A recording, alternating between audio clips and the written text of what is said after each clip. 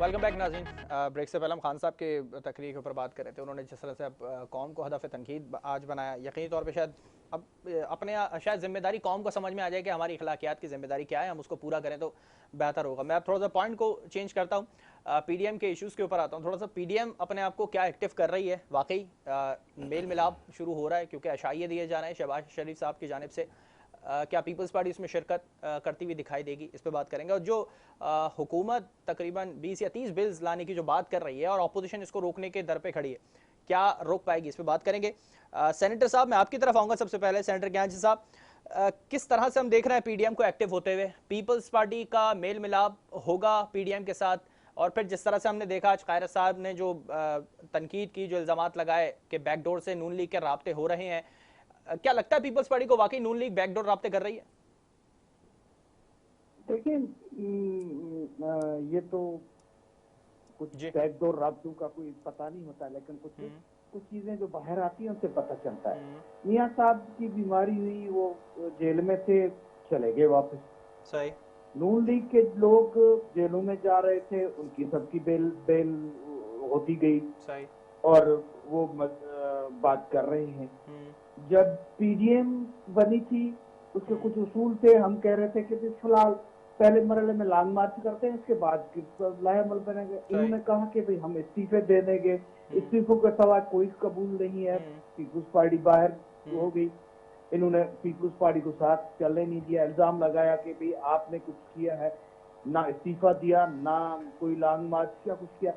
अभी जब people's party दोबारा एक्टिव हुई है तो ये भी एक्टिव हो गए हैं, फिर रास्ते हुए हैं। पीपुल्स पार्टी फिर भी अपने मौकफ पे कायम रहते हुए, अगर अपोजिशन कोई स्टैंड लेती है तो पीपुल्स पार्टी को सपोर्ट करने के लिए तैयार है। तो ज्वाइंटली अपोजिशन इस महंगाई के दौर में आवाम के साथ पीपुल्स पार्टी पहले भी खड़ी थी, अभी भी कोई साथ खड़ा होता है तो खड़ी पीपुल्स पार्टी उनका साथ लेने के लिए तैयार है। तो एक अपोजिशन का फैसला हुआ है कि हम डिवाइडेड काम नहीं कर सकते हैं। जो गलतियां पीडीएम ने की है वो किसी से हुई, तो उसको छोड़कर हम आगे बढ़ते हैं। अब जो है लोगों की बर्दाश्त से मामला आगे चलते जा रहे हैं।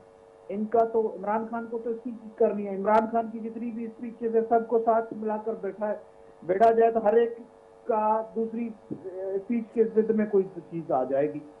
तो इमरान खान की तकरीरों को छोड़ दें। अच्छा सेनेटर साहब, पीडीएम का जो ज्वाइंट हम फिगर देख रहे हैं अब इस वक्त, पीपल्स पार्टी यकीनी तौर पे अशाइये में जिस तरह से शहबाज शरीफ साहब ने दावत दी, तो क्या हम देख सकते हैं कि कौमी असेंबली में भी आप ज्वाइंट फिगर के साथ ही नजर आएंगे हमें, या अलग-अलग मौकफ के साथ बैठेंगे वहां पे? नहीं, देखिए, पीपल्स पार्टी ने कहा है कि कुछ ऐसे इश्यूज हैं जो ज्वाइंट इश्यूज है। ये जो नाहिली हुकूमत की है, हुकूमत का जो यकतरफा एहसास है, अपोजिशन के साथ विक्टिमाइजेशन है, हुकूमत जो आइसोलेशन में, इंटरनेशनली भी आइसोलेशन में, और यहाँ पे जो उसकी बैड गवर्नेंस है जिसकी वजह से इतनी महंगाई ऊपर चली गई है, रुपया इतना गिर चुका है, डॉलर इतना ऊपर जा चुका है, दवाइयां महंगी हो चुकी हैं। किसी भी फील्ड में जाएं तो आपको हुकूमत की कहीं पे भी कारकर्दगी नजर नहीं आएगी। तो इस मामले के तो मैं अच्छा, इस वक्त पीडीएम को लीड, इस वक्त पीडीएम का स्ट्रॉन्ग लीड हम किसको देख रहे हैं? मौलाना साहब ही रहेंगे या पीपल्स पार्टी? क्योंकि कायरा साहब ने कहा है कि जब तक पीडीएम में पीपल्स पार्टी थी तो पीडीएम मजबूत थी, हम हट गए तो पीडीएम खत्म हो गई। क्या आप पीपल्स पार्टी को ही मजबूत समझ सकते हैं?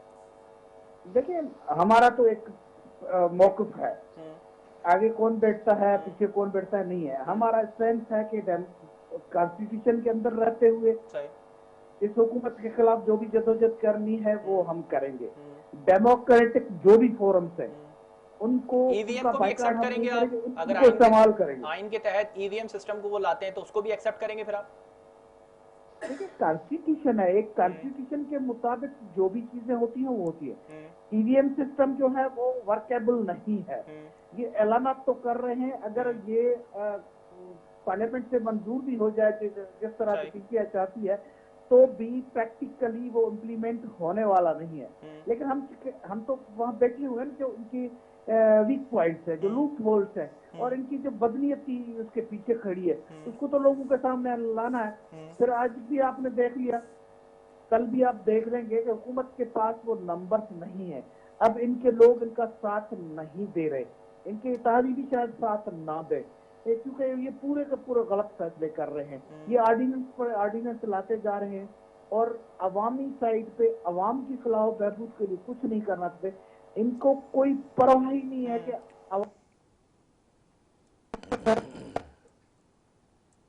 ठीक है सेनेटर साहब, ऑपोजिशन का मौक़िफ़ आपसे यकीनी तौर पे एक सवाल और आपसे इस पे जानना चाहेंगे कि आखिरकार पीडीएम अपना क्या अगला प्लान मुरतब करने वाली, क्योंकि ज़राए की जानिब से सिर्फ इतला सामने आ रही है कि बहुत जल्दी वो जो ग्रैंड जो मुजाहरा करने जा रही है वो किस तरह से, इस पर बात करेंगे आपसे। और वैसे मैं आपकी तरफ आऊँ, पीडीएम का मुस्तकबिल क्या नजर आ रहा है आपको? क्या वाकई हम देख सकते हैं कि पीपल्स पार्टी के साथ मिलकर हुकूमत को टफ टाइम जैसे हमने शुरू में देखा था दिया था, इस वक्त देखें मुताहिर भाई, बात ये पहले तो मैं मेरी बहन ने कहा अखलाकियात वाली बात, लोग क्या क्या करते हैं बगैर शादी के, एक जुमले में मैं अपनी बात की वजाहत पहले कर दूँ। वो ये है कि बात शादी करने दूसरी या तीसरी की नहीं है, एतराज़ काबिल एतराज़ बात ये नहीं है। काबिल एतराज़ बात यह है कि जिन हालात में, मैंने कहा था जो मेरा लफ्ज़ थे वो थे, जिन हालात में दूसरी और तीसरी शादी की थी। अब मज़ीद तफसील में नहीं जाता, जो समझदार है वो समझता है। हाँ, अच्छा, इसके अलावा एक बात और भी है, अखलाकी बात एक बात और भी है ना छोटी सी, वो ये है कि वज़ीर आज़म साहब को जो तोहफे मिले हैं वो उसको बताने से गुरेज़ हैं। वो तोहफे क्या थे, उनकी मालियत क्या थी और उन्होंने तोशा खाने में कितने पैसे जमा करा कर वो रख लिए। तो ये क्या अखलाकियात में बहुत आला कमाल, बहुत वस्फ की बात है कि आप ये तोहफे छुपाएं, आप इसके बारे में कोई शफाफियत अखलाकियत का तकाजा नहीं है। चलिए, बस मैं सिर्फ दो मुख्तसर ये बातें करना चाहता था। अब आए अपोजिशन पे। अपोजिशन देखें, जब जब इलेक्शन में डिस्टेंस होगा, लोगों को फासला भी होगा, वक्त बाकी होगा, तो लोगों को इंगेज रखने के लिए और अपनी फेस सेविंग के लिए, अपनी कारकर्दगी छुपाने के लिए पीपल्स पार्टी तो बिलखुसूस और नून लीग भी किसी हद तक ये आपस में मिलेंगे भी और छोटी मोटी लड़ाइयाँ भी करेंगे और ज़ोराने और इशाइये और नाश्ते पर भी। अच्छा, बैकडोर राब्ते की जो जिक्र छड़ा आज कारा साहब ने, आपको लगता है कि नून लीग बैकडोर राब्ते कर सकती है? देखिए, नून लीग तो करती ही रही है, 5 साल पूरे करने के लिए वो इशारा दे चुके हैं। उनका तो ये उनकी ये प्रैक्टिस है, उनकी जो पॉलिटिक्स है ना, वो सारी पॉलिटिक्स इस बात पर साथ प्रैक्टिस करी उन्होंने पहले। हाँ, ये उनकी प्रैक्टिस है ना। पहले चौधरी निसार उनकी तरफ से मिलने जाते थे, फिर शहबाज शरीफ खुद मिलने जाते थे, फिर और इनमें से लोग भी मिलते जुलते रहे।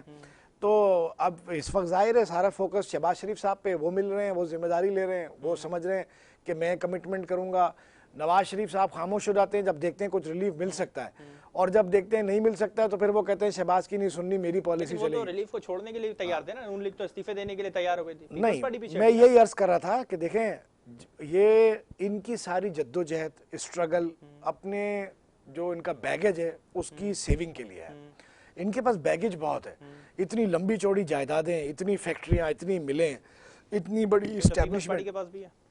पीपल्स पार्टी के पास भी है बिल्कुल, लेकिन पीपल्स पार्टी तो एक इख्तिदार को एंजॉय कर रही है ना एक सूबे में।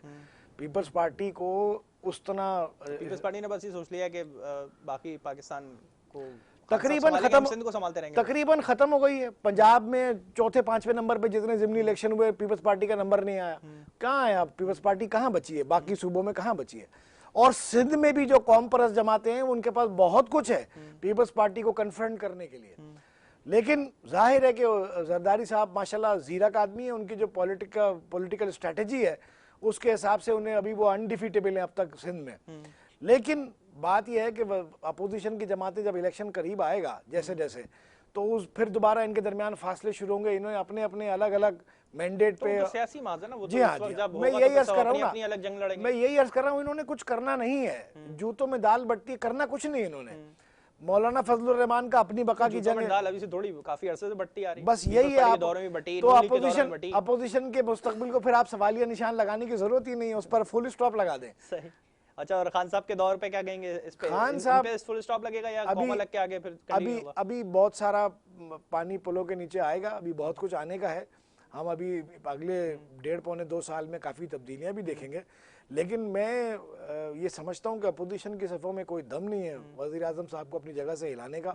जब तक जिसे पिया चाहे वही स्वागत। अभी तो खान साहब को इस्टेब्लिशमेंट के से कोई ये नहीं कह सकता कि इस तरह की बातें होती रही हैं कि इस्टेब्लिशमेंट से वो सफ़ा आगे पीछे हो गया है, लेकिन ऐसी कोई बात नहीं है। खान साहब को फिलहाल कोई खतरा नहीं है। ठीक है, खान साहब को कोई खतरा नहीं। नुसरत साहब, मैं आपकी तरफ आऊँगा। खान साहब को कोई खतरा पीडीएम से शायद नज़र नहीं आता, ऐसा बज़ाहिर लग रहा है। क्या वाकई ऐसी सिचुएशन है या कुछ परेशानी है? क्योंकि शुरू में हमने देखा था पीडीएम जब पीपल्स पार्टी साथ में थी तो यकीनी तौर पर टफ टाइम था हुकूमत के लिए। दोबारा से होता हुआ दिखाई देगा? ये खान साहब कंटेनर फराम करेंगे कि हाँ एहतजाज करें आप? देखिए पीडीएम तो एक मतलब जोक बन गया, इसके अलावा और कुछ भी नहीं है। इन्होंने सब कुछ कर लिया है, जलसे जुलूस रैलियां, हर तरह की चीज के लिए। सॉरी, 1 मिनट पानी पी लूं। जी।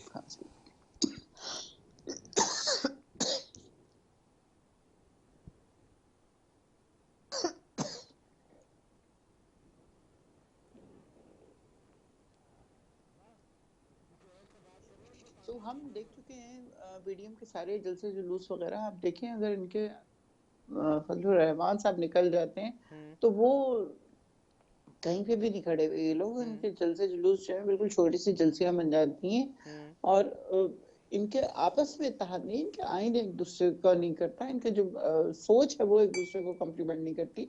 अगर इनको कहा जाए तो नैब को बनाने वाले कौन थे? यही लोग थे। एक दूसरे पर मुकदमे चलाने वाले कौन थे? वही यही लोग थे। वही आज भुगत रहे हैं। जब नैब चेयरमैन आए तो ये इन्होंने मिठाइयां बांटी कि चलो जी हमारा बंदा आ गया, लेकिन फिर आपने देखा कि क्या हुआ है इनके साथ। तो इसमें कोई दम खम नहीं है, ये बात आप याद रखिए। ये करेंगे, कोशिश जरूर करेंगे मौलाना फजलुर रहमान को आगे करके कि ये उनके थ्रू ये आगे चलें, लेकिन ये बहुत देर तक बात नहीं यानी चलेगी। पीटीआई समझ रही है कि ये मौलाना साहब बहुत को ये लोग आगे नहीं इस्तेमाल जा करेंगे। सकते। आपकी आवाज नहीं आई। मैं कह रहा हूँ यानी पीटीआई ये समझ रही है कि मौलाना साहब को पीडीएम में पीपल्स पार्टी या नून लीग इस्तेमाल करने जा रही है। बिल्कुल ऐसा ही हुआ है। अभी भी, इससे पहले भी वो इस्तेमाल करते रहे, उनको अभी भी इस्तेमाल करेंगे। लेकिन जहां उनको नजर आएगा कि उनका काम बन गया है तो वो बैक उस पे फुट पे चले जाएंगे उनके साथ। अच्छा, नून लीग के साथ आज हुकूमत को कोई खतरा नहीं कायरा साहब ने ये कहा है कि नून लीग के बैकडोर राब्ते हो रहे हैं। क्या वाकई राब्ते हुए हैं आपसे कोई? अब इसका तो मुझे नहीं पता, जाहिर है ये तो बहुत हाई लेवल पे हो रहा होगा, जो कुछ भी हो रहा होगा। तो हमें तो नहीं इस बात का पता चलेगा। लेकिन बहरहाल वो हमेशा से माहिर है। जिस तरह अभी भाई ने कहा है कि वो हमेशा ये काम करते रहे, बैकडोर पे राब्ते करते हैं, अपने लिए आसानियां पैदा करते हैं और उससे चले जाते हैं। वो तो जा चुके हैं पहले बड़े मियाँ साहब। तो अब बाकी उनकी बेटी रह गई है और कुछ और लोग हैं, देखें उनके लिए क्या बनता है। अच्छा, और ये या जिस तरह क्या से भी वो आपने कहा कि चाहते ये लोग हैं कि काम करते हैं, अपना वो काम सियासत में आ निपटा जाए के दोबारा, बाहर चले मतलब जाते हैं, तो क्या आप लोग खान साहब एनआरओ दे देंगे इस पे इनको फिर दोबारा जाने के लिए? देखिए एनआरओ की बात नहीं होती ये यहाँ पे। इस वक्त जिस तरह अदालतों ने उन्हें रिलीफ दिया और किस तरह वो किस कदर, पता नहीं 50 रुपए के बॉन्ड पे गए, किस पे गए अल्लाह जाने, कि कुछ भी नहीं हुआ उनके साथ। उनको बहुत आराम से भेज दिया गया और जिस तरह की कॉम्प्लिकेशन क्रिएट्स की गई कि वो अभी मर रहे हैं और अभी मर रहे हैं, जिसपे खान साहब बाकायदगी से घबरा गए कि वो ऐसा ना हो कि खुदा ना खास्ता मर जाए वो और फिर एक और भुट्टो जिंदा हो जाए और वो सारी उम्र पर जिंदा रहेगा। तो बेहतर है कि उसे भेज दो, उसका इलाज हो जाए। लेकिन वो तो वहां जाके पता चला कि कुछ भी नहीं, वो तो माशाल्लाह शाज पे शाज है। तो ये इंतहाई माहिर किस्म के ड्रामाबाज लोग हैं और मेरे ख्याल में मतलब अगर लोगों को अभी तक नहीं पता तो उन्हें पता चल जाना चाहिए। अच्छा, मैं सेनेटर साहब से इस पे सवाल ले लेता हूँ। मैं सेनेटर ज्ञानचंद साहब से एक सवाल इस पे ले लेता हूँ कि सेनेटर साहब, जिस तरह से जो हुकूमत है उसको पीडीएम में कुछ नज़र नहीं आता है, वो जिस तरह से शेख साहब कहते हैं कि टाइम टाइम फिश है पीडीएम, तो क्या वाकई ऐसी सिचुएशन है, सिर्फ ये ड्रामेबाजी के लिए मेल मिलाप हो रहा है, एहतजाज करने के ऐलान हो रहा है?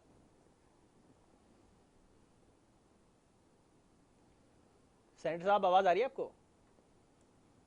ग़ालिबन उनसे रब्ता मुनक़ता हो गया है। उबैद, मैं आपकी तरफ आऊँगा वाइंड अप के लिए। मुझे कहा जा रहा है, बस आपसे आखिरी कमेंट्स लेने चाहूँगा इस पर कि जिस तरह से फिर हुकूमत को दिख रहा है कि टाइम फिश है पीडीएम, और आपने भी कहा, तो क्या लगता है कि पीडीएम का कोई मुस्तकबिल नहीं है आगे, और फिर जो इनका जो गुज़िश्ता अदवार गुजरे हैं इनके हुकूमत के अंदर, अब इनका कोई आगे का स्टेटस नज़र नहीं आता? नहीं, आगे के बारे में कुछ कहना, देखें सियासत में कल का नहीं अंदाज़ा लगाया जा सकता अच्छी तरह, क्योंकि आज के दुश्मन कल के दोस्त होते हैं। आज के दुश्मन में हम जीतेंगे, आज के दुश्मन कल के दोस्त होते हैं और आज के दोस्त कल दुश्मन हो जाते हैं। तब्दीलियाँ होती रहती हैं। आप जैसे 2023 की बात करें तो परवेज़ मुशर्रफ के लिए परवेज़ इलाही साहब कहते थे हम 100 बार वर्दी में मुंतखब कराएंगे। क्या दावे होते हैं, नारे होते हैं, इनमें कोई हकीकत नहीं होती। हकीकत तो अपने गुजरते हुए वक्त की होती है। तो फिलहाल इस अगली हुकूमत की आईनी मुद्दत पूरी होने तक इस बात का कोई इम्कान नहीं है कि ये इस हुकूमत को अपोजिशन हिला सके। और इसकी एक बड़ी वजह यह भी है कि अपोजिशन की दो अहम जमातों के अपने अपने मफादात हैं और वो इस्टेब्लिशमेंट से अपने अपने कार्ड्स जो है वो चेंज करते हैं और डील करते हैं। और जब उनको लगता है कि कोई मुतालबा मनवाने की ज़रूरत है और इस्टेब्लिशमेंट नहीं सुन रही, तो दबाव बढ़ाते तो हैं। आपको लग रहा है 2023 में कौन किसके साथ होता, पीटीआई का साथ 2000 दे देगा फिर? 2023 के जो इत्तेहाद बनेंगे उनकी शक्ल करीब 6 माह कबल इलेक्शन से जो है वो आपके सामने आएगी, जिसमें जमात इस्लामी कहीं बैठ जाएगी, एमक्यूएम कहीं चली जाएगी, काफ लीग कोई और कोना पकड़ लेगी, एमक्यूएम कहीं और चली जाएगी। जी हाँ, ये कोने पकड़ेंगे। नुसरत साहब से भी हम पॉइंट लेंगे। मैं पहले सेनेटर ज्ञानचंद साहब के पास जाऊंगा। सेनेटर साहब, क्या हमें लग रहा है कि वाकई पीडीएम टाइट फिश है, मुस्तकबिल कुछ नहीं है पीडीएम का, 2023 के इलेक्शन फिर खान साहब के हाथ में होंगे?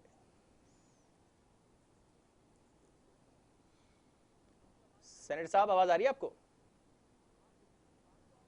गालिबन तकनीकी वजूहत के बिना पर उनसे राब्ता मुनक़ता हो चुका है। नुसरत साहब, हम आपकी तरफ आऊंगा, फाइनल आपसे कमेंट्स लेने इस पे कि जिस तरह से अभी उबैद साहब ने भी कहा कि 6 महीने पहले पता लगेगा कि कौन किसके साथ है, जमात इस्लामी कहाँ बैठती है, एमक्यूएम किसके पास जाती है। एमक्यूएम तो अभी भी आपसे खाइफ नजर आती है हुकूमत के साथ, क्योंकि उनके मुतालबात नहीं मानेगा। उन्होंने कहा कि बहुत सारे लोगों की बहाली हो रही है, हमारी क्यों नहीं हो सकती, हमारे मुतालबात नहीं माने जा रहे। लग रहा है आपको 2023 में साथ देंगे आपका? देखिए, वो हमेशा हुकूमत में रहते हैं, ये बात तो आपको पता है ना। बिल्कुल। तो वो हुकूमत पे रहेंगे, हमारे साथ होंगे, कोई और है तो उसके साथ होंगे। अच्छा। तो इससे फर्क नहीं पड़ता। उनके मुतालबात जाहिर है, वो अपने हिसाब से तो ठीक बात कर रहे हैं कि अगर कलअदम पार्टीज को आप मान रहे हैं और उनको कलअदम नहीं करार दे रहे और उनको कह रहे हैं कि ये एग्जिस्ट, तो फिर हमें भी कल जो हमारे ऊपर पाबंदियां लगाई वो खत्म किए जाए, हमारे ऑफिस खोले जाए। लेकिन उनके ऑफिस और इनके कलअदम के दोनों के मेरे ख्याल में हालात एक जैसे के, दोनों अच्छा, बहुत खान साहब ज्यादा ने, तशद्दुद पसंद मैं लोग हैं। माजरत चाहूंगा, मैंने आपको इस वक्त कट करा है। खान साहब ने मेरे ख्याल से इत्तेहादियों के लिए एक मीटिंग कंडक्ट की है, जहां तक इतलात पहुंची हैं, तो क्या उसमें इनके मुतालबात सुने जा सकते हैं? कल लंच है हम लोगों का जी। इत्तेहादियों के साथ, तो पता नहीं क्या होगा। चलें, फिर ये वक्त के साथ पता लगेगा। बहुत शुक्रिया नुसरत भाई साहब, आपने प्रोग्राम के लिए वक्त निकाला। सेनेटर ज्ञानचंद साहब, बहुत शुक्रिया, आपने प्रोग्राम के लिए वक्त निकाला। उबैद शाह साहब, बहुत शुक्रिया, आपने प्रोग्राम के लिए वक्त निकाला। जो इस वक्त मौजूदा सूरत हाल है, एक तो ये कि 2023 में जो होने वाला है वो उससे तकरीबन 6-5 महीने पहले पता लग जाएगा कि कौन किसके साथ है और कौन किसके खिलाफ नजर आता है। और इस वक्त जो मौजूदा सूरत है, खान साहब ने अपनी जो तकरीर है उसका पॉइंट ऑफ व्यू थोड़ा सा चेंज करा है और फिर कल इत्तेहादियों के साथ मीटिंग। अब देखना ये कि क्या इत्तेहादियों को एतमाद में लेते हुए दिखाई देंगे 2023 के लिए, या हो सकता है उनके इत्तेहादी किसी और के साथ बैठते हुए दिखाई दें। शायद आने वाला वक्त ही बताएगा। इसी के साथ प्रोग्राम का वक्त खत्म हुआ। मुझे मेरी पूरी टीम को दीजिए इजाजत। अल्लाह हाफिज़।